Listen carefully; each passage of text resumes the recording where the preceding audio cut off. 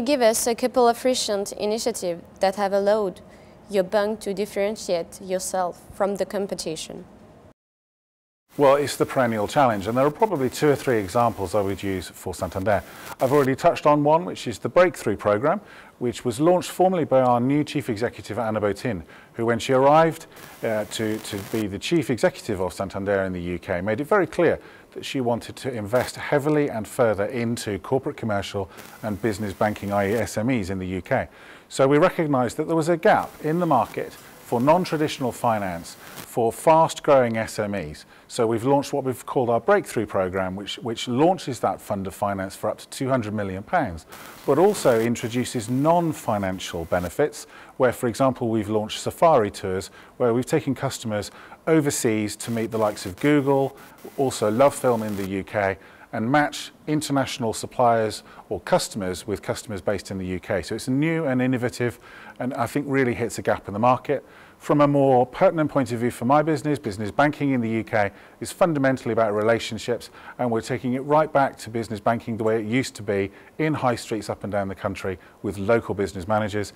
And I think also from a retail point of view, we've launched what we call our 1, 2, 3 range, which includes a credit card and a brand new and innovative current account, which recognises customer loyalty. It's a combination of a savings and a current account, which pays up to 3% interest on the current account, but also gives customers cash back when they use their debit cards, but also their direct debits, more importantly, to pay their bills. So there's a quick whistle-stop tour through 3 really innovative examples for us in the UK.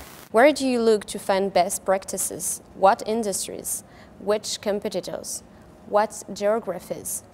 We would look at a huge variety, and I personally do. For example, Steve Pateman, who's the head of UK banking, often talks about an experience early on in his career where he was taken to the States to visit a variety of businesses such as Apple, Ritz-Carlton and Southwest Airlines.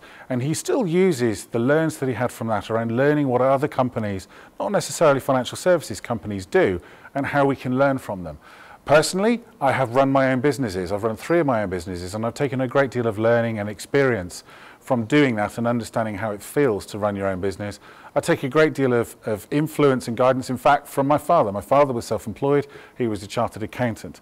But I also look very clearly at what our competitors do, not just the traditional ones, but some of the emerging ones. How are they establishing new markets in which they can operate? So take nothing for granted, but don't just learn from your own industry, learn from wider industry than simply just financial services. What will banking look like in 2020? One could argue it will look completely unrecognisable to what it does in 2012. I don't subscribe to that view. I think we will see a return to some traditional values, ones of trust, ones of ethical, one of professionalism and ones of integrity. Clearly we will see vastly emerging markets of new technology, the likes of which we probably don't understand today. But at its heart, I genuinely think banking will return to some of its traditional values, recognising the value of a relationship between it and its customers and valuing that loyalty, but on a much more professional and trustworthy basis than perhaps we're perceived as in 2012.